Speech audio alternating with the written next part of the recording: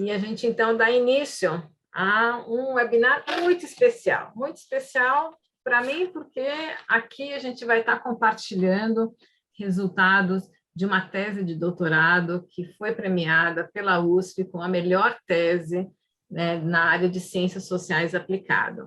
E para mim é um motivo de muito orgulho, porque essa tese foi orientada pelo professor Roberto Esbraja, que é atualmente o diretor-presidente. A gente emprestou ele um pouquinho para a presidência, né? E ele foi o criador do Núcleo de Gestão de Projeto, né? Meu nome é Graziella, eu sou vice-coordenadora, e a gente vai, então, organizar essa nossa fala, assim, fazendo uma introdução sobre aqueles que não conhecem a FIA e o nosso núcleo, fazer muito brevemente, comentar dos cursos que estão em andamento. Depois eu passo a palavra para o professor Roberto Esbraja, que vai, então, introduzir o Ricardo, seu ex-orientando, né, e falar muito brevemente sobre o trabalho do Ricardo, e o Ricardo, então, vai nos presentear com uma síntese, né, dessa tese premiada, né, que é muito concorrida dentro da USP, né? Então, eu queria já de antemão dizer que é um motivo de muito orgulho para nós, Ricardo, né, ter você aqui,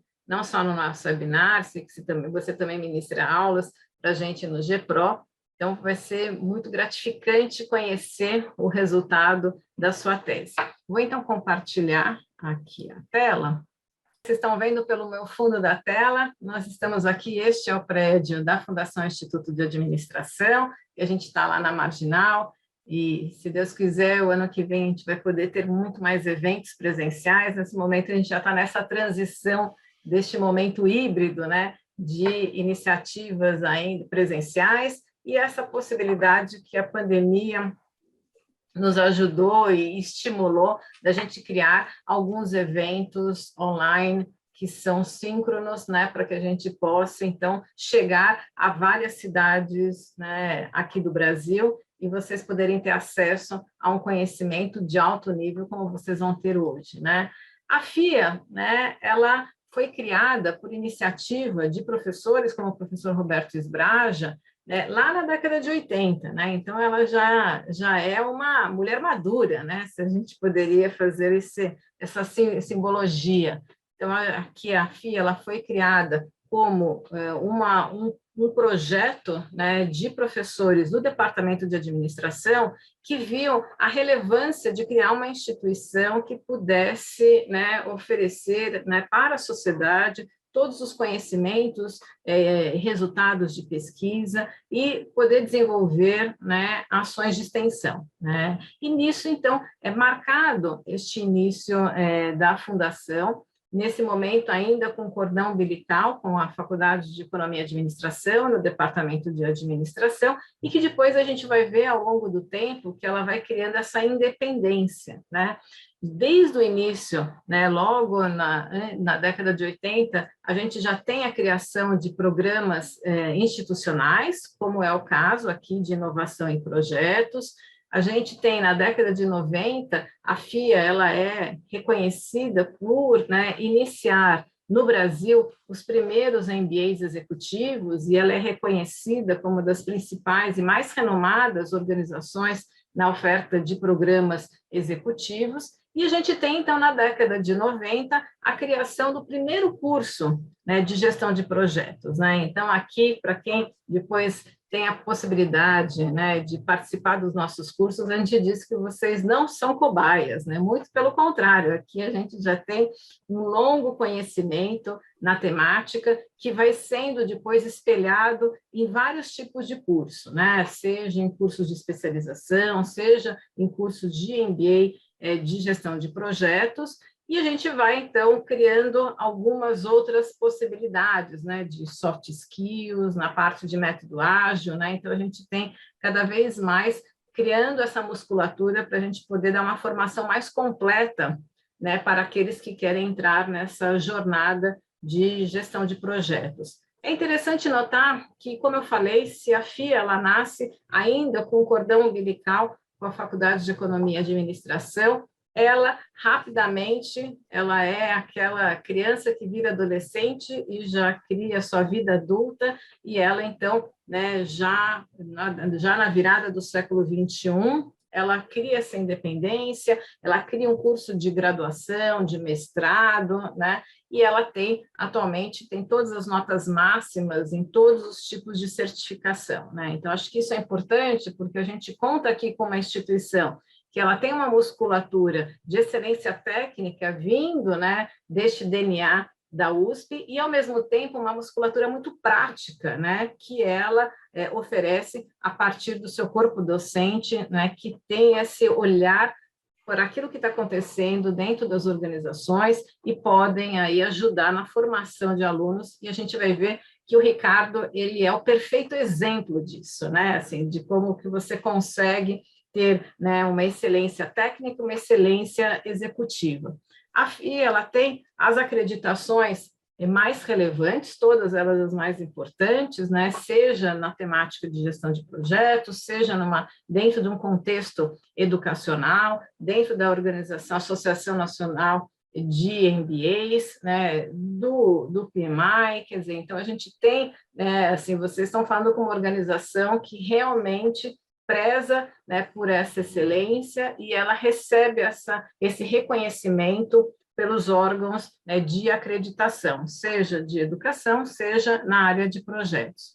O nosso núcleo, né, que aqui a gente está, né, com o professor Roberto Sbraja, que criou este núcleo, mas ele está aqui hoje com o chapéu de orientador, né, do Ricardo. O nosso núcleo, a gente conta com 11 pessoas, que a gente desenha, né, programas, cursos de curta duração ou de maior longa duração, como é o caso do nosso MBA, e a gente tem pós-graduação, tanto que a gente diz do EAD ao vivo, como totalmente assíncrono em parceria com a FIA Online, né? A gente está aqui para aqueles que se interessam, para aqueles que têm conhecidos que venham, né, que estejam interessados em desenvolver essa musculatura, a gente está, né, nos nossos cursos iniciam em 15 de março, né, o nosso MBA, e a gente tem cursos temáticos, né, nesse caso, um ágil, e tem a parte de soft skills. A gente está no nosso mês, né, de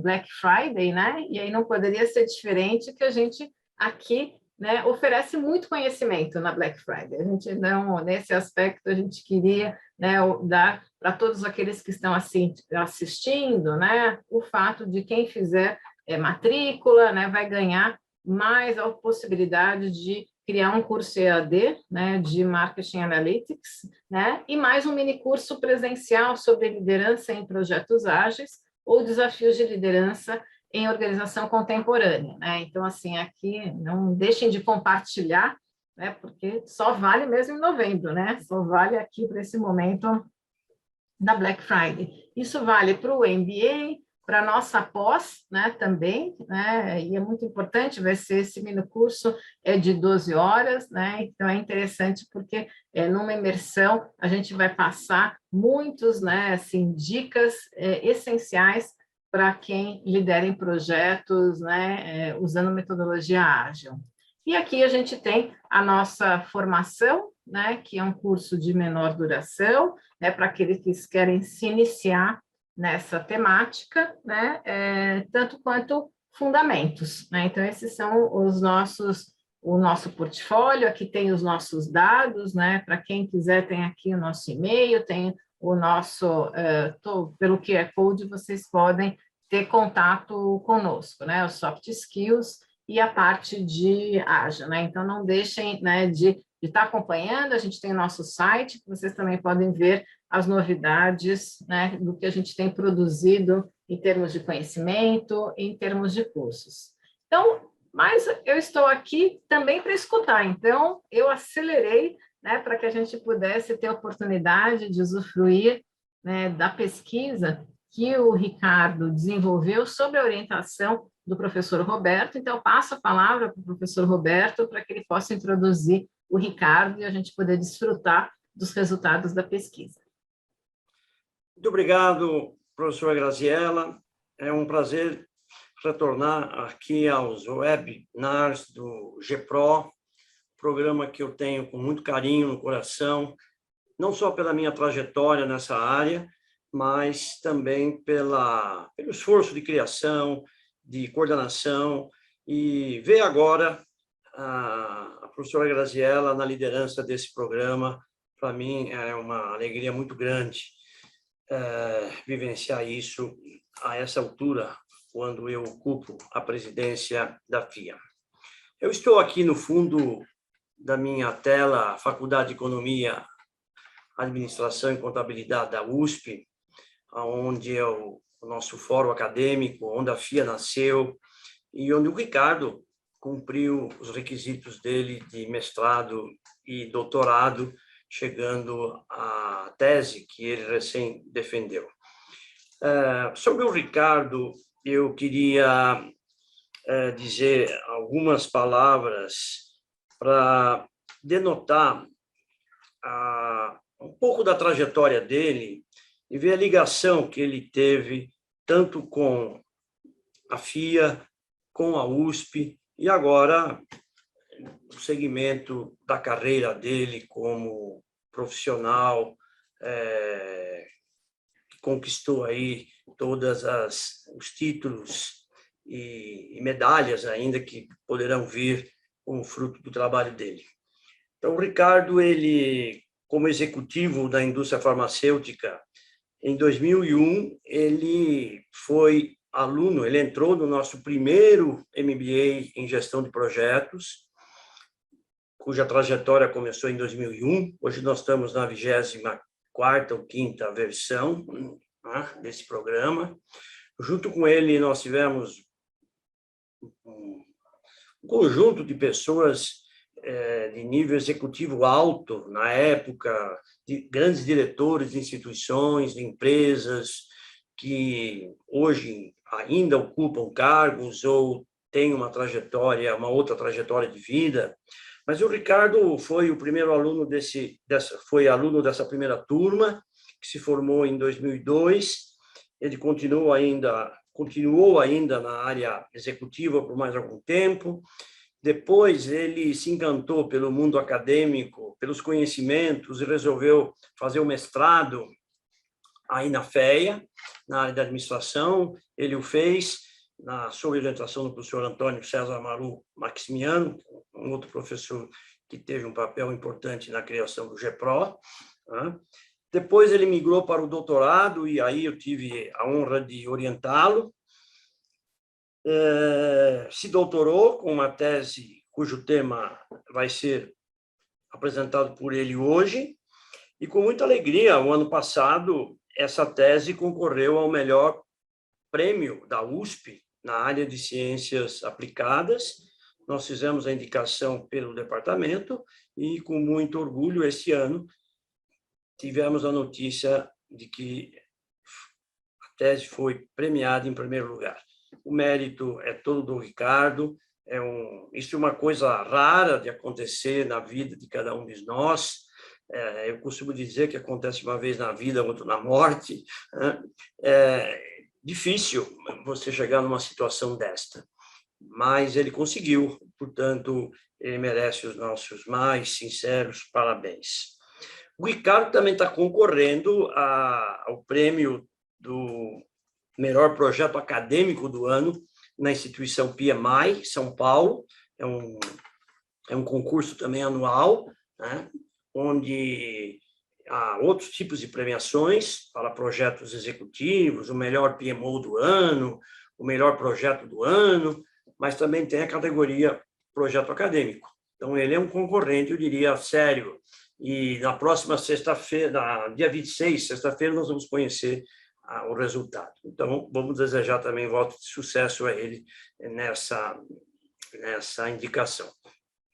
Muito bem. O Ricardo hoje ele trabalha como consultor de projetos na área farmacêutica, não abandonou o tema de origem, área farmacêutica, e também é um palestrante nosso aí para várias ocasiões que a gente precisa contar com ele. E hoje é uma delas, é onde ele traz para vocês o resultado do estudo e as implicações que isso tem para o tema, né? O tema genérico, condicionantes de êxito de projetos, e que certamente vale muito para os nossos dias de hoje, quando nós estamos aí com uma febre de projetos mundiais. Aliás, o PMI definiu há 2 anos atrás que nós estamos numa economia baseada em projetos, Project Economy. Então, o que não falta hoje no mundo, e no Brasil não podia ser diferente, são projetos. E projetos são sempre boas causas, né? Causas nobres que trazem coisas positivas, né? Pelo menos essas são as intenções dos projetos, buscar coisas novas, positivas. Ricardo, um prazer tê-lo conosco. Obrigado, Graziela, e a palavra é sua. Bem, muito obrigado, professor Esbraja. Muito obrigado, professora Graziela, primeiro pelo convite. É uma grande honra, um grande prazer estar aqui compartilhando com vocês a tese de doutorado, né? Depois de um longo trabalho, né, professor? Que é um trabalho realmente árduo, você fazer a pesquisa, escrever uma tese, e é sempre prazeroso a gente poder compartilhar, né, esse trabalho que a gente realiza nesse período, né? Eu vou tentar aqui compartilhar minha tela, que tem a apresentação que vai me apoiar, né, e me ajudar a explicar um pouco. Bom, o que me traz hoje, então, é o tema relacionado à minha tese, que é a identificação dos fatores críticos de sucesso e o seu papel, né, na melhoria do desempenho dos projetos, né? Esse é um tema que já vem sendo estudado há bastante tempo, né? Não só pela academia, mas também pelas empresas, né? E desde a década de 70, uma publicação até do professor Archibald, que é uma referência em gestão de projetos, né? Se tem aí estudos referentes a esses fatores críticos, né? Naquela ocasião se pensava assim em pontos dos projetos em que deveria haver uma maior prioridade, um maior uso, né, alocação do tempo e de recursos, né, em pontos mais importantes e mais estratégicos, né. Isso evoluiu depois para a identificação do que seriam os pontos chaves para que os projetos obtivessem sucesso, né. Mais tarde, mesmo ainda na década de 80, né, os fatores críticos começaram a ser tratados não como pontos que definiam o sucesso ou o fracasso, mas sim pontos que poderiam, né, teria aí uma chance, né, uma probabilidade de levar ao sucesso ou ao fracasso dos projetos. De qualquer forma, os estudos dos fatores críticos do sucesso levaram à identificação de alguns parâmetros de referência, né, para a gestão de projetos, né, no sentido de aumentar a probabilidade de que você atinja os objetivos desses projetos. Certo? Bom, algumas características relacionadas aos fatores críticos é que, primeiro, que para a identificação dos fatores críticos é necessário inicialmente delimitar bem quais são os objetivos do projeto, né? O que o projeto quer atingir, né? No sentido de que você precisa saber o que é o projeto para você ou para o projeto, né? O que é o sucesso para o projeto, para depois buscar identificar quais os fatores que te levam àquele ponto, certo? É mais ou menos como aquele ditado que diz, olha, se você não sabe onde você quer ir, né, qualquer caminho, né, lhe serve, né? Então, é preciso primeiro saber onde é que você quer chegar, né? Onde é que o projeto quer chegar. O segundo ponto, também que é importante, que esses autores, Besteiro, Pinto e Novaes, que identificaram, seria o que eles chamaram na época de influência dos gestores, né? Que hoje a gente chama mais de que são os requisitos dos stakeholders, né? Que são também, vamos dizer assim, fatores importantes para você determinar se um projeto chegou ao seu final com êxito ou não, né? E, por fim, eles identificaram como um outro item o controle de gestão, né? Que nada mais é do que você saber exatamente o que é o sucesso e quais os indicadores de desempenho que você vai utilizar para fazer o acompanhamento e verificação de que realmente o seu projeto atingiu os objetivos.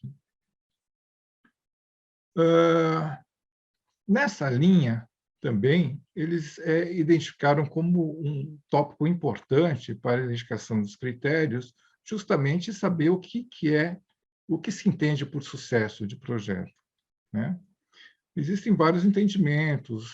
O mesmo único projeto tem vários entendimentos. O gerente do projeto pode entender de uma forma, o owner ou o proprietário ou o patrocinador pode entender de outra forma, o cliente pode entender de outra forma. Então, é preciso também interpretar corretamente o que se entende por sucesso em um projeto, né? Um estudo que é bastante importante, inclusive foi indicado pelo professor Esbraja, quando eu estava fazendo as análises dos meus dados, que é o estudo de Murphy, Baker e Fisher, de 74, um estudo da NASA, né? Ele já dizia, na década de 70, que são vários os fatores que influenciam os projetos, não são um ou dois, né? E mais importante do que isso, esses fatores eles interagem entre si, né? E tem uma interdependência que dá uma característica de uma certa complexidade nessa identificação e nessa análise, no uso, né, dos fatores críticos de sucesso.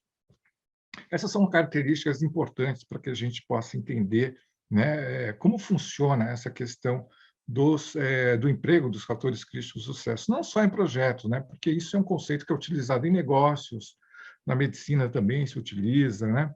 Então, existe um uso bastante amplo, né, desse conceito de fator crítico, né? Mas tem uma especial aplicação em projetos, né? Outra abordagem importante de se notar é que não se abordam unicamente os fatores que levam ao sucesso, mas também aqueles que levam ao sucesso, ao insucesso ou à falha de um projeto, né? Então, o que apresenta essa matriz é uma combinação, né, de um bom gerenciamento de determinantes positivos, né, e um bom gerenciamento dos determinantes negativos, né? Da combinação desses dessas duas variáveis, por assim dizer, né? Quando você tem um bom gerenciamento dos determinantes positivos e um bom gerenciamento dos determinantes negativos, isso a matriz diz que há uma grande probabilidade que você tenha sucesso. Por outro lado, se o seu gerenciamento dos determinantes positivos for ruim e também dos determinantes negativos ao mesmo tempo, há uma grande probabilidade de que você tenha um projeto fracassado, né? No meu caso, o estudo foi baseado em determinantes de fracasso, depois eu vou explicar por quê, né? Do fracasso de projetos de desenvolvimento de medicamentos genéricos. Então, está mais aqui nesse quadrante vermelho aqui, né? Bem, portanto, né, para que a gente consiga, né, potencializar, né, a possibilidade de sucesso no projeto, a gente tem que, primeiro, trabalhar os determinantes positivos, no sentido de resolvê-los de forma positiva, né, e, ao mesmo tempo, né, não é ao mesmo tempo, desencorajar os determinantes negativos dos projetos, né. Agora, algo que é importante, né, se entender também que, entre os fatores que influenciam os projetos, a grande maioria deles são gerenciáveis. Embora muitos deles possam ser considerados como, por exemplo, externos ou fora do alcance do gestor do projeto, né, boa parte deles são gerenciáveis. Isso foi detectado, inclusive, pela minha pesquisa, e já foi observado lá na década de 70 por esse mesmo estudo, né, do Murphy, Baker e Fisher. Bom, quando se trata também dos fatores críticos para o sucesso, existem ao menos 3 níveis em que isso pode ser tratado. Primeiro, os fatores que levam ao sucesso do gerenciamento, no que se diz respeito principalmente ao desempenho do gerenciamento, né? Segundo, os fatores que levam ao sucesso do projeto específico, quer dizer, as entregas que ele faz, né? Dos produtos, serviços, do valor que ele entrega, e também ao nível do conjunto de projetos, né? Ao nível de programa e portfólio. Quais seriam, então, os fatores que levariam ao sucesso ou ao insucesso, né? Quando a gente tem que gerenciar um conjunto de projetos. Esse é um chart que eu preparei, um modelo, na verdade, para mostrar os principais, né, elementos, né, quando se fala em identificação dos fatores críticos de sucesso, né, para que a gente possa ter uma visão mais macro, né. Tudo começa com a definição dos objetivos do projeto, né, que vão levar, obviamente, à identificação dos stakeholders e dos requisitos, né. As características do projeto, seus objetivos, requisitos, vão levar, então, à identificação dos fatores que podem influenciar esse projeto, que são N, né? Aqui só tem alguns exemplos, né? Como, por exemplo, o ambiente externo, a legislação, a organização, a infraestrutura, né? Que é disponibilizada para o projeto, recursos, a cultura da empresa, partes interessadas, a própria equipe do projeto, né? Pode ser também um fator importante, né? A tecnologia, o cliente, o modelo de gestão, a metodologia, se é ágil, se é tradicional ou se é híbrida, né? E o próprio estilo, né, de gerenciamento do gerente do projeto, entre outros, né? Entre esses fatores que influenciam ou contribuem, né, que é outro termo que também se utiliza na literatura, né, existem aqueles que são os mais importantes. Esses, sim, são os que chamamos de fatores críticos, né, aqueles que têm maior impacto sobre os resultados ou o desempenho do projeto, tá certo? Esses fatores críticos podem levar, por exemplo, a novos requisitos para o projeto, na medida em que você identifica, por exemplo, que alguma atividade que deve ser obrigatoriamente ser feita para que haja uma maior probabilidade de sucesso, como também algumas atividades ou ações que devem ser evitadas, né, para justamente evitar que um efeito negativo aconteça sobre o projeto. Alguns desses fatores também podem gerar itens de risco, né, que devem ser monitorados, acompanhados e cujas ações devem ser planejadas para o projeto, né. Como exemplo, eu tenho no próprio estudo que eu fiz, existe lá, depois eu vou até mostrar isso mais adiante, problemas com relação aos métodos analíticos, né, das substâncias que entram no medicamento, né? Isso é um problema, porque se não se conseguir os métodos analíticos, você não consegue efetivamente aprovar um novo medicamento, né? E não se sabe exatamente se você vai conseguir ou não antes de realizar os testes. Então, isso é um fator de risco, né, para o projeto, que é identificado como também crítico. Certo? Bem, entrando agora mais especificamente na minha tese, né, a gente sabe da importância do desenvolvimento de novos produtos para a competitividade das empresas em geral, né? A maioria das empresas precisam renovar o seu portfólio de produtos, né, para se manter competitivo, né? Isso não é diferente para a indústria farmacêutica, né, que tem que estar sempre lançando novos medicamentos, sejam eles medicamentos inovadores ou mesmo genéricos, né, para manter sua posição no mercado ou então ampliar, né? Existem aí muitas técnicas hoje para esse desenvolvimento. Uma delas é o Quality by Design, que é uma abordagem que está sendo enfatizada não só pela indústria, mas também pelos órgãos reguladores, como uma abordagem de desenvolvimento de medicamentos bastante importante, né, e que tem sido incentivada, porque ela pressupõe que haja um profundo conhecimento dos produtos e dos processos de fabricação, né, e dos riscos associados a esses produtos e a esses processos, né.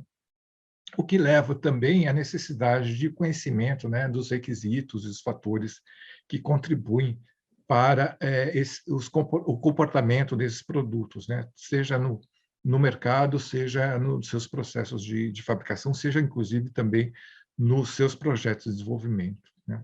Daí a relação, né, do estudo dos fatores contribuintes com o atual, né, vamos dizer assim, estado da arte em desenvolvimento de novos medicamentos.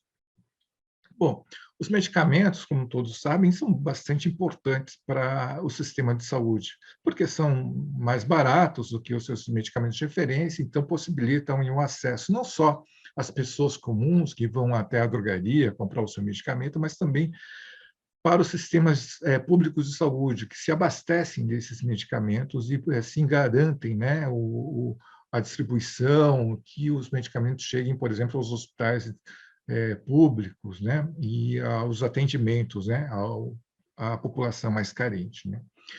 Essa é uma importância, assim, vital, né, eu diria assim, de uma importância vital para o sistema de saúde brasileiro, por exemplo, né. Muitos consideram os medicamentos genéricos como cópias simples dos medicamentos de referência, né? Mas isso não significa que o desenvolvimento desses medicamentos não seja desprovido de algumas complexidades, né? Relacionadas principalmente à formulação e também às tecnologias que são utilizadas na produção desses medicamentos, né? Um dos sintomas dessa dificuldade nesse projeto de desenvolvimento aparece, né, em estudos que indicam um grande número de pedidos de registro de medicamentos genéricos que são indeferidos, né, pelas agências regulatórias, no caso, a Anvisa, no Brasil, né. Esse número é relativamente alto, né, um percentual que pode chegar a 50% dos pedidos, né, e essa alta taxa de falha dos projetos que levou, então, à nossa questão de pesquisa, né? Poxa, se os projetos falham em tão grande proporção, né, quais seriam, então, os fatores que levariam a essa alta taxa? Né? Quais os fatores que contribuiriam para o desempenho dos projetos de medicamentos genéricos? Né? Essa foi a questão básica que a pesquisa, a tese, tentou responder, né? Buscou responder. Tá certo? A tese de doutorado foi intitulada Fatores Contribuintes para o Desempenho em projetos de contribuintes para o desempenho em projetos de desenvolvimento de medicamentos, o caso dos medicamentos genéricos, né? Que teve, então, a orientação do professor Esbraja, e eu preciso também dizer que eu tive um grande apoio do meu orientador, do mestrado, o professor Amaru, né? Também me acompanhou nessa trajetória. Bom, foram 4 os objetivos básicos dessa pesquisa. Primeiro, identificar quais indicadores de desempenho. Na verdade, é identificar o que seria exatamente o sucesso ou o fracasso desses projetos, né? Depois, identificar quais os fatores que contribuem para esse desempenho. Terceiro, que era um objetivo mais avançado, é propor um modelo, né, que fizesse a relação entre fatores contribuintes e o desempenho desses projetos, tá certo? E o quarto objetivo foi justamente analisar essas relações entre essas variáveis, né, e validar essas relações, né? Então, foram 4 os objetivos. A pesquisa, então, foi dividida em 2 partes, a primeira qualitativa, né, a segunda quantitativa. A primeira parte exatamente para a identificação dos fatores indicadores de desempenho e os fatores contribuintes e proposição do modelo teórico, e a segunda exatamente para validar esse modelo, né. Eu queria destacar a primeira fase, que eu acho que é mais importante para quem trabalha em projetos, que é justamente a identificação desses fatores, né. Aqui, no caso, eu usei uma pesquisa quantitativa, né, com um número razoável de participantes, porque abrangia aí um número, vamos dizer assim, queria abranger toda a indústria farmacêutica brasileira, né? Mas, no caso assim, das empresas, a identificação desses fatores pode vir, por exemplo, da própria experiência do gestor, né? Que já tem alguma experiência e já começa a identificar ali quais são os pontos mais importantes, os pontos em que ele tem que ter maior atenção, né? Pode vir, por exemplo, da opinião, que a gente chama de opinião de especialista, mas é de consultar, né, pessoas que já têm experiência daquele tipo de projeto. Pode vir das lições, né, aprendidas, dos relatórios, né, das lições aprendidas. pode vir, inclusive, da equipe do projeto, né, em sessões específicas, né, ou de colocar nas reuniões um tópico específico, de identificar quais seriam esses fatores críticos, né? Ou então, de uma forma mais abrangente, se o projeto for de uma envergadura maior, né, e, de fazer realmente uma sessão de, talvez, um focus group, né, um grupo focal, né, para discutir e debater quais seriam os fatores mais importantes. Aqui são algumas opções, né, de técnicas que podem ser utilizadas para a identificação desses fatores e análise desses fatores, né? O que não também é um brainstorming, por exemplo, seria também uma possibilidade para essa identificação, né? Esse é um modelo que foi gerado, né, a partir dos estudos da primeira fase. Então, a gente tem aí um construto, que a gente chama, né, um conjunto de variáveis, né, que representam, né, os resultados dos projetos, e 3 conjuntos de variáveis, né, independentes, que seriam, então, os fatores que influenciariam o desempenho, né?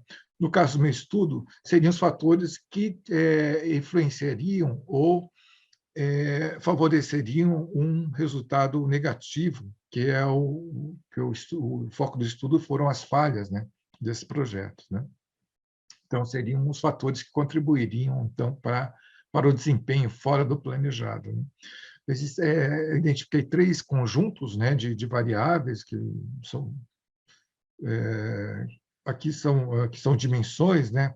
Uma estrutural relacionada à estrutura da empresa, né, do laboratório farmacêutico, outro conjunto relacionado a aspectos técnicos do desenvolvimento do produto, né? E outro conjunto que eu chamei de gerencial, que é relacionado justamente a questões de gerenciamento desses projetos, certo? Então, foram aí levantadas 3 hipóteses de relações diretas, né? A influência das questões estruturais sobre o desempenho, a influência de fatores gerenciais sobre o desempenho, e a influência de fatores técnicos sobre o desempenho.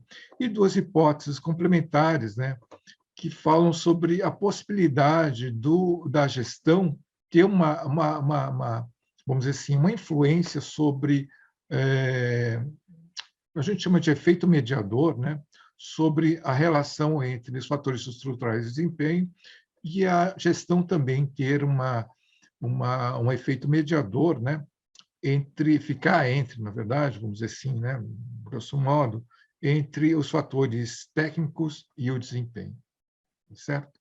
Bom, aqui eu trago uma lista, então, só para exemplificar, né, dos indicadores que foram utilizados, que eu identifiquei na primeira fase do projeto, né? Primeiro, os indicadores de desempenho, né? 2 aqui indicadores falam sobre o desempenho do projeto, e 3, né? Na verdade, essa sexta aqui foi eliminada, uma das fases de análise dos indicadores, né? Por isso ela está aqui marcada.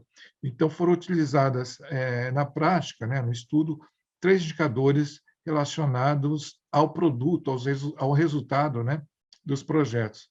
O mais importante deles é a aprovação do registro do medicamento na Anvisa, né, que seria, né, o atestado de que o produto está ok e que ele pode efetivamente ser colocado no mercado e gerar valor para a empresa, tá certo? O outro é o custo de produção, né, que leva, né, quanto maior o custo de produção, maior deve ser o custo que eu vou poder colocar no mercado, né? E, em termos genéricos, quanto maior o custo do produto do genérico no mercado, menor a minha competitividade, né? Então, esse é um indicador importante. O ajuste após o lançamento, porque alguns medicamentos acabam apresentando algumas questões de ajustes necessários depois de colocar no mercado, que também leva aí a problemas relacionados à qualidade, né? Não que o produto tenha, né, aprovado não seja de qualidade, mas eventualmente ele tenha que ter alguns ajustes, por exemplo, com relação ao processo de fabricação. Aí vem os construtos, né, que são componentes daquelas dimensões, né? Por exemplo, em relação ao construto desenvolvimento, né? Então, tem uma série de indicadores, que são, na verdade, os fatores contribuintes. Do construto gestão, eu tenho outra série de fatores contribuintes, e para o construto ou dimensão portfólio, eu tenho uma outra série de fatores contribuintes que foram, então, testados na segunda fase. Certo? Assim em diante. Então, o construto recurso, construto competências, construto organização, construto especificações técnicas, requisitos do projeto, requisitos regulatórios. Aqui, esses todos são relacionados a aspectos técnicos, aqui relacionados à estrutura e aqui relacionados, voltando, né, relacionados à gestão. Tá certo? Então, aquelas três dimensões, né, foram divididas em três, quer dizer, tinham três construtos relacionados a elas, e que estão sendo mostrados aqui nessas tabelas. Isso aqui foi feita uma análise estatística, usando uma técnica que a gente chama de modelagem de equações estruturais. Isso aqui é só para exemplificar, né, uma das saídas dessa técnica. Não vou apresentar estatística nem nada, mas só para vocês verem como é que um dos, né, dos resultados, né, das análises dessas relações. Primeiro é feita uma análise das relações dos indicadores com seus construtos, né, externos, né? Depois é feita uma segunda fase, uma análise das relações desses construtos com as suas dimensões, né, por assim dizer. Tá certo? Bom, nessa primeira análise das relações dos indicadores com seus construtos, a gente consegue identificar, por exemplo, aqueles indicadores que mais contribuem para os seus respectivos construtos, né?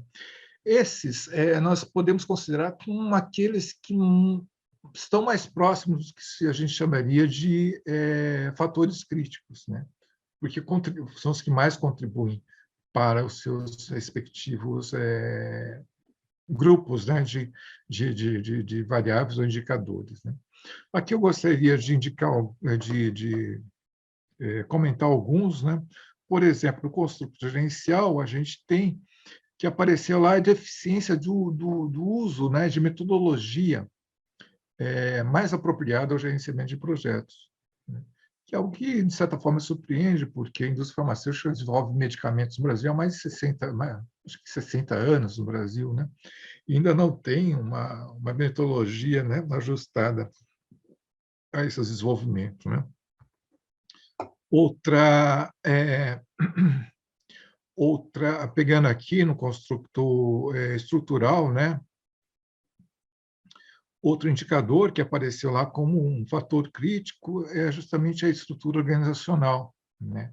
Que aparentemente dificulta a realização de algumas atividades por haver uma interdependência entre departamentos e áreas, né?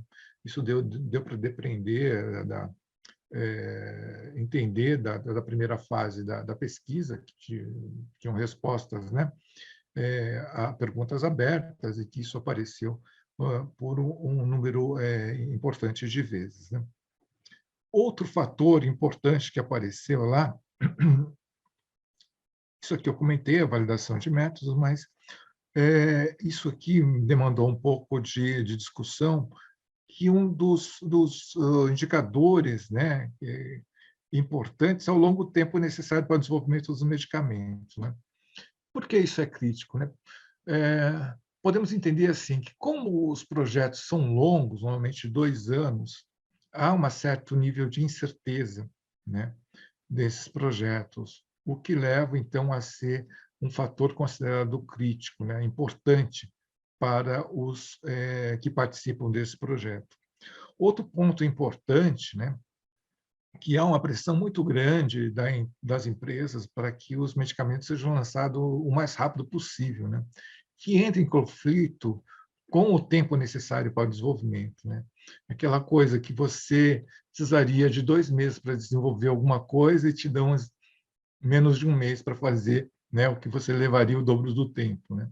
É mais ou menos o que acontece com os projetos dos medicamentos genéricos, né, pelo que aparecem nos resultados, né?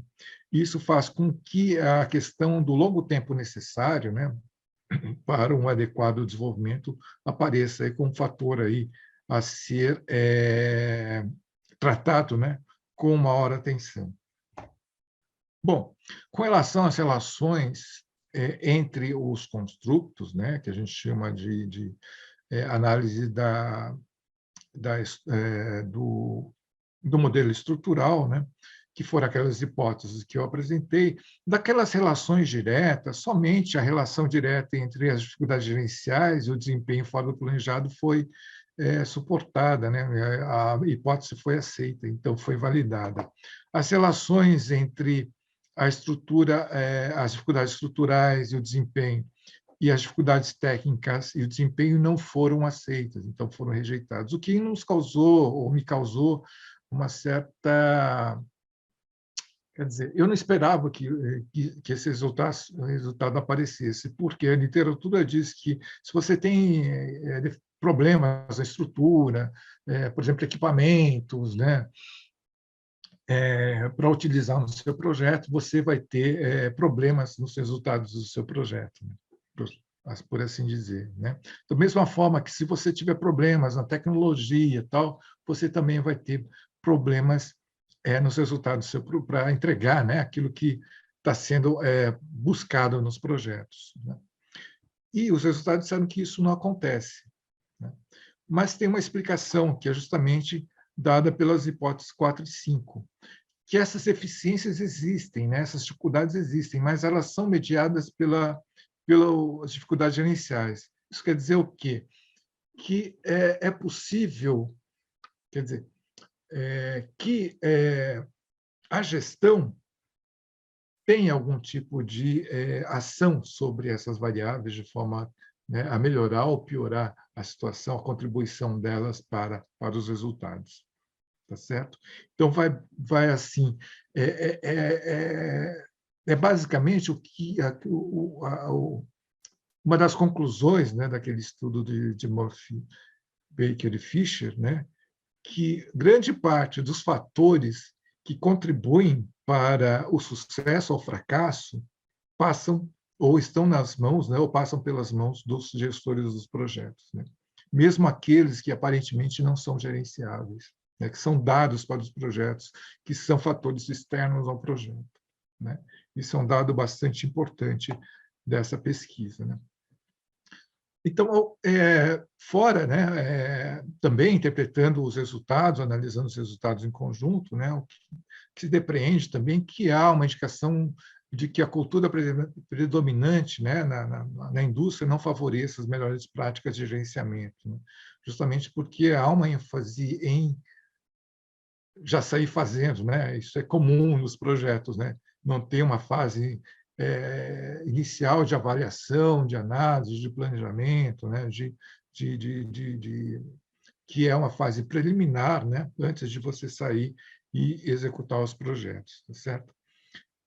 Outra coisa que saiu dos resultados é que a estrutura organizacional realmente não deve favorecer esses projetos, porque é uma dependência de recursos, atividades e apoio de outras áreas, né? E principalmente uma indústria que depende aí, que são, na verdade, coloca muitos produtos no mercado e que o mercado que depende aí de participação de mercado, obviamente há uma tendência, né, a priorizar a produção, né? Então, setores que realizam tanto, por exemplo, o laboratório, né, de analítico, que faz tanto testes para produtos que estão em produção, como também produtos que estão sendo desenvolvidos, eles vão priorizar o que está em produção, porque precisa colocar no mercado, né, e os que estão em desenvolvimento acabam ficando em segundo plano, né, o que também prejudica o resultado dos projetos, né?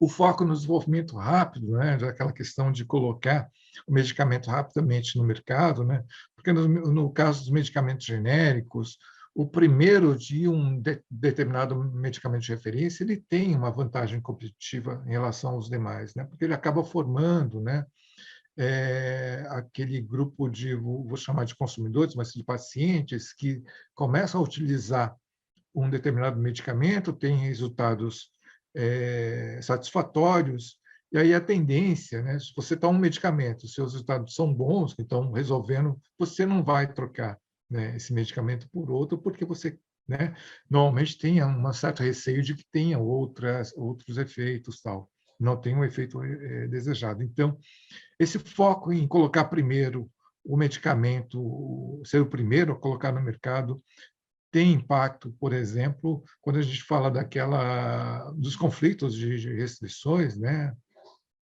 entre escopo, qualidade, cronograma, orçamento, custo e risco, né? Outro fator importante está relacionado às fases iniciais dos projetos de desenvolvimento de medicamentos genéricos, né? Que diz respeito à deficiência no gerenciamento dos portfólios dos projetos, principalmente na escolha dos projetos que vão ser desenvolvidos, né? E nos estudos preliminares para decisões, né, de qual produto será desenvolvido ou não, né? Porque é a indicação de que há muitos problemas por exemplo, de não ter a tecnologia ou de não ter acesso à matéria-prima, por exemplo, que se fossem feitas as análises preliminares adequadamente, você não teria no portfólio projetos que consumiriam recursos e tempo, né, e teriam aí grande chance de terminarem fracassados, né? Bom, de uma forma geral, os resultados dessa pesquisa espera-se que favoreçam um atendimento à demanda aí da indústria por um desenvolvimento racional desses medicamentos, né? No sentido de contribuir para um aprofundamento do conhecimento, né, desses projetos de desenvolvimento de medicamentos genéricos, do conhecimento de quais são os principais requisitos, né, no sentido dos principais fatores, né, críticos, né, que devem ser considerados nesses projetos de desenvolvimento de medicamentos, e também fornecer itens para que sejam analisados do ponto de vista de riscos, né, para esse desenvolvimento. Aí, como resultado final, do ponto de vista da indústria, né, o que se pretende, ou o que se busca, é contribuir para que, ou favorecer a melhoria do desempenho dos projetos de desenvolvimento de novos medicamentos genéticos, no sentido de reduzir o prazo desses projetos e aumentar a sua taxa de sucesso, né? Isso faria com que o maior número de medicamentos genéricos chegassem à população, né, ao sistema de saúde, e a um menor prazo, né, um menor tempo, né, favorecendo, então, por exemplo, terapias que hoje dependem e são de custo elevado, né, que se possa chegar a essas terapias, né, a um custo menor mais rapidamente, né? E também com o aumento do número de medicamentos, né, mesmo que sejam do mesmo genérico, que você tem aí o efeito concorrencial, no sentido de também levar a preços menores. Assim. Basicamente é isso, e eu estou à disposição. Obrigada, Ricardo. Aqui já está surgindo algumas perguntas, né? E aqui a gente teve uma pergunta específica, né? Eu vou juntar uma pergunta da Gláucia com uma outra curiosidade, né? Que também foi surgindo. Primeiro da Gláucia, Ricardo, que ela fala um pouco que ela queria que você explorasse mais essa questão da cultura organizacional, né? E ela comenta de como que você evita o impacto no projeto, né, pelas divergências. Aí ela dá um caso bem específico, né, quando uma rede de farmácias, que é uma empresa familiar, se une a um grande distribuidor.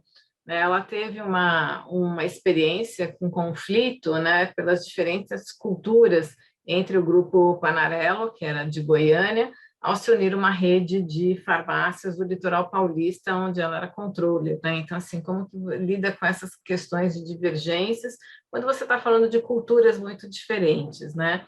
E aí uma outra questão que para mim surge, né, na tua fala, que eu queria ter essa curiosidade, se você identifica que os mesmos fatores, né, que levam a um fracasso, né, eles são exatamente os mesmos que levam ao sucesso, porque pela matriz que você comentou, não necessariamente seriam os mesmos. E você comentou que, no caso específico, você pegou aqueles fatores que levariam, né, enfim, a um fracasso ou uma diminuição dessa efetividade do projeto.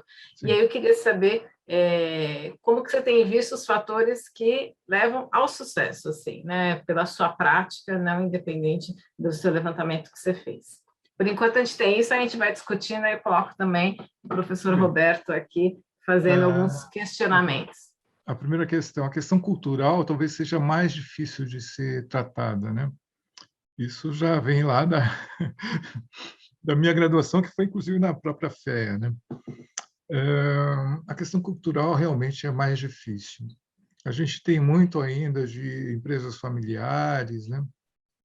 Mesmo o setor farmacêutico, que demanda muito recurso para se você ter uma indústria farmacêutica, mas historicamente boa parte das indústrias farmacêuticas no Brasil são ainda familiares, né?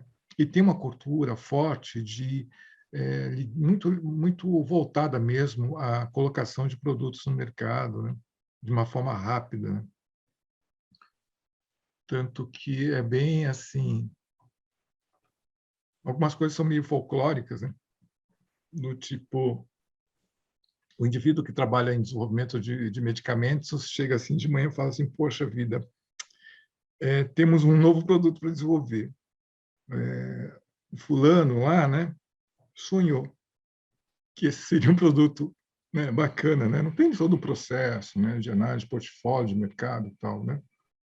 E aí o laboratório se vê, né, com a missão de desenvolver aquele produto, certo? Então, me parece que isso está diminuindo muito, porque as empresas os laboratórios farmacêuticos no Brasil vêm crescendo bastante, inclusive com o advento dos genéricos, eu diria que entre os genéricos dos 10 maiores farmacêuticas do Brasil, acho que os 10 eram multinacionais, hoje dos 10, se não me engano, pelo menos 6 são nacionais, né? Então, houve uma grande mudança no panorama, né, no cenário da indústria farmacêutica.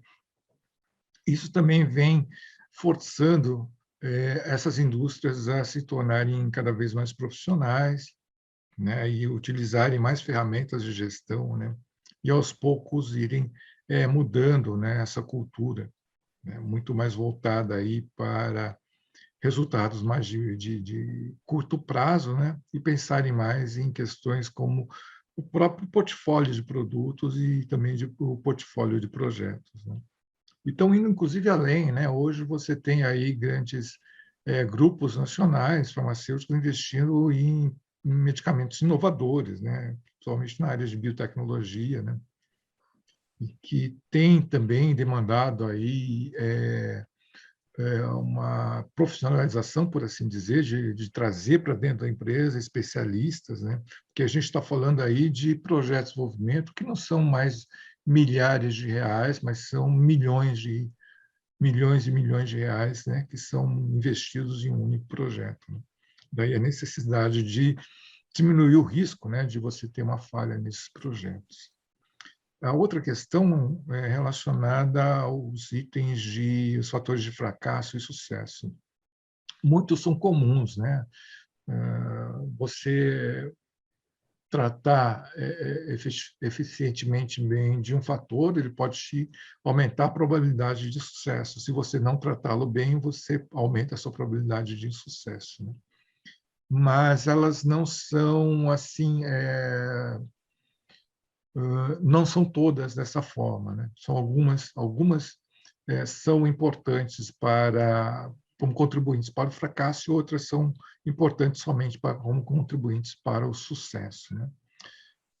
Essa ideia, eu até estava lendo isso a semana passada, vem muito daquela questão comportamental, né? Não sei se vocês se lembram, né? De que alguns fatores higiênicos, né? De motivação, né?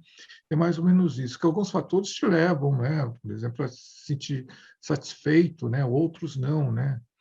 Te levam a ter, de certa forma, é que ninguém motiva ninguém, mas enfim, né, de ter um outro resultado comportamental, né? E essa mesma teoria que é aplicada aí nessa questão dos fatores que favorecem e aqueles que não favorecem o sucesso. Legal, Yugi. Né? A Não outra sei se coisa você... também que eu estava lendo, que uma das teorias que foi utilizada lá no início foi a questão lá daquela curva ABC, né? Pareto, né? que você tem que ter uma atenção muito grande a 20%, né, que são responsáveis por 80% do resultado, ou a maior parte do resultado, né? Essa questão daí da indicação dos fatores críticos também tem um pé nessa teoria. Olha, aqui a gente tem uma super, né, colega sua, que também ela é nossa colaboradora no nosso núcleo, né, que é a própria Raquel Chang, né, e ela, além de te parabenizar, né, e aqui também temos recebido muito parabéns pelo seu estudo, ela tem uma curiosidade. Se você acha que o levantamento de dados quantitativos, né, da sua tese fossem levantados agora, no momento que foi impactado pela pandemia, na busca de vacinas e medicamentos eficazes, né? Você acredita que os fatores críticos permaneceriam os mesmos, né?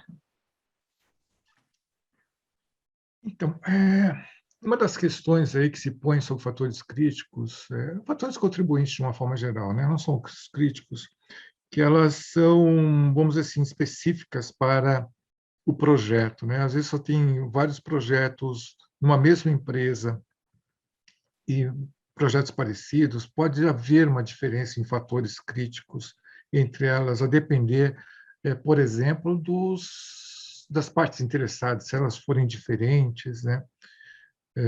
Se os recursos que forem destinados a esses projetos também forem diferentes, se a gestão desses projetos também foram diferentes, então podem gerar outros fatores críticos. Então, há realmente a possibilidade de que provavelmente a gente teria outros fatores críticos nesse ambiente atual. Eu diria que não variaria muito, porque eu tive uma amostragem relativamente boa, né? mais de 200 participantes, né? Embora eu tenha convidado mais de 2.000 profissionais, mais de 4.000 mensagens, né, mandadas, convites e tal, mas eu diria que possivelmente, vamos dizer assim, nesse aspecto da amostra como um todo, não haveria grande mudança, mas os projetos em si poderiam ter outras vamos dizer assim, outras composições, né?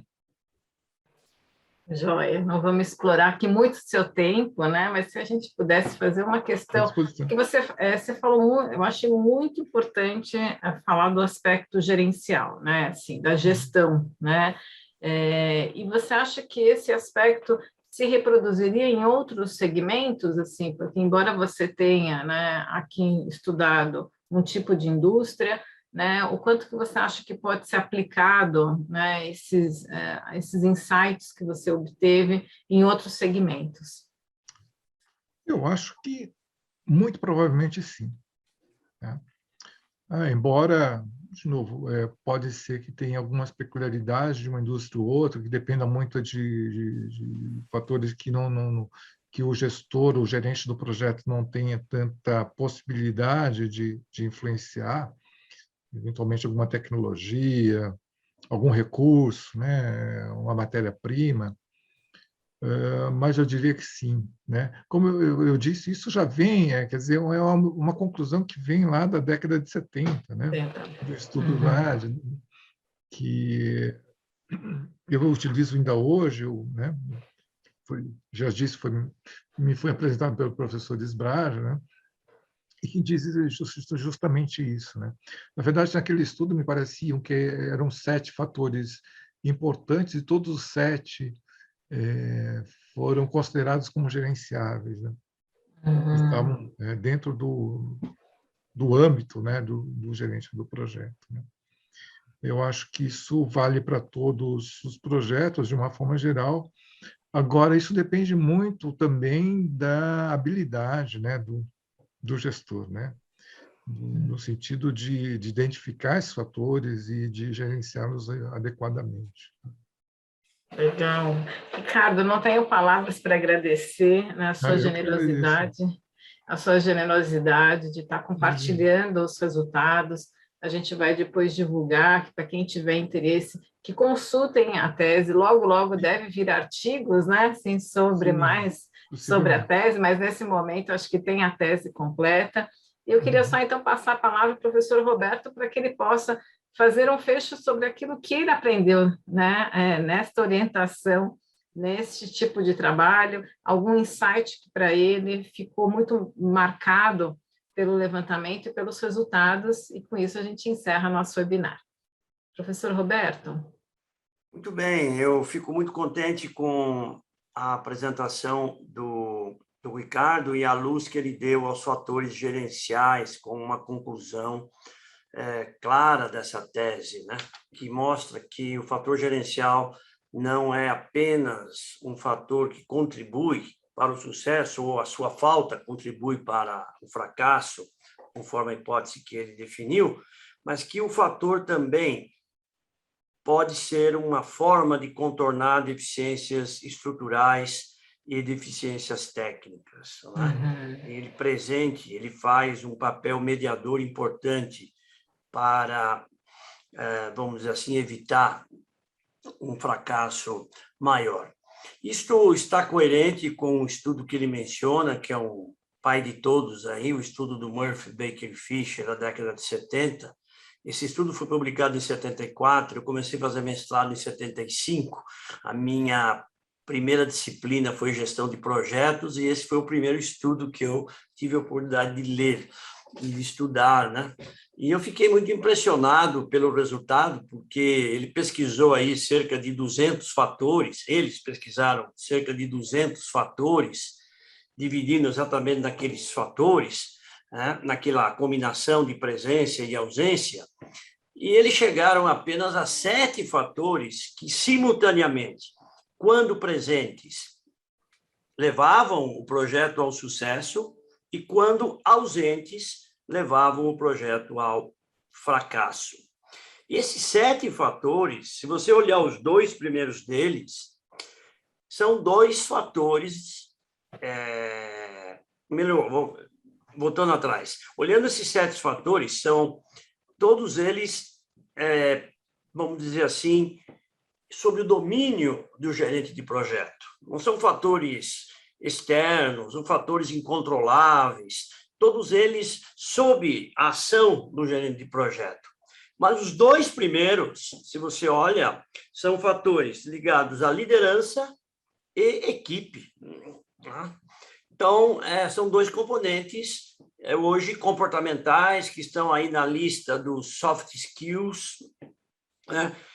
Isso quer dizer que, mesmo em situações bastante adversas, em termos estruturais, em termos técnicos, você tem fatores nas suas mãos que você pode alavancar, você pode trabalhar para lidar com essas, vamos dizer, dificuldades. Então, a tese dele confirma um estudo de 1974, e ele dá valor muito a esse programa que temos aí de formação de gerentes de projeto. Então, essa formação é uma formação crítica, porque uma vez que a gente absorva e pratique essas competências que nós também provemos aí através da nossa carteira de programas, de cursos e de oportunidades nessa área, a gente está contribuindo para o êxito de muitos projetos, porque estamos exatamente focando no fator gerente de projeto, competências, e mais especificamente competências humanas. Então, fico muito contente em ver um resultado reproduzido, de certa forma, numa trajetória de mais de 40 anos atrás. Eu acho que esse é um aspecto tão importante, né, que mostra assim, que a gente está no caminho certo, né, que não dá para dar desculpa para que um projeto não deu certo, né? Porque aqui a gente, assim, o GPRO pode contribuir com todos que estão aqui desenvolvendo essa musculatura, alertando para essas dimensões, né? E a gente debate em todos os nossos cursos, né? Então, não tem mais desculpa, né? Sim, então agora é só procurar mesmo essa parte de desenvolvimento.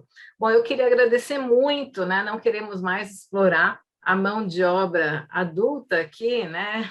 Já que, e aí espero e desejo, Ricardo, que você consiga ter mais uma celebração na próxima sexta-feira, né? Para a gente é um motivo de orgulho, né? De ter um trabalho que tem essa referência, que tem essa densidade, Acho que só quem está num doutorado, a gente que orienta, a gente sabe que não é fácil, né, chegar e conseguir esses 200 questionários, né, mais de 200 questionários, a gente sabe que brasileiro, nossa, né, sua, né, sabemos aí Raquel, né, Raquel, estou torcendo para que consiga A também uma Raquel está agora amostra relevante, né, porque é a partir desses embasamentos que a gente possa aí melhorar, né, aprimorar os nossos cursos, e é isso que é o traço da FIA, né, da gente poder também, em todas as nossas ações de desenvolvimento, a gente ter esse embasamento, né, esse embasamento científico, né, para aquilo que a gente oferece em sala de aula. Então, eu queria agradecer, Ricardo, pelo seu tempo, Obrigado. parabenizar mais uma vez. Professor Roberto, a gente sabe da agenda complicada que é a FIA, você ceder esse tempo para a gente no final do dia, depois de tantas reuniões, é só motivo mesmo de muita satisfação nossa. E a gente depois compartilha o link da tua tese, Ricardo, esperando rapidamente aí para um artigo numa revista qualificada e também em revistas técnicas, né? Porque é importante a gente disseminar em vários canais. Obrigado, e eu encerro então o nosso webinar. Até logo. Tchau. Tchau.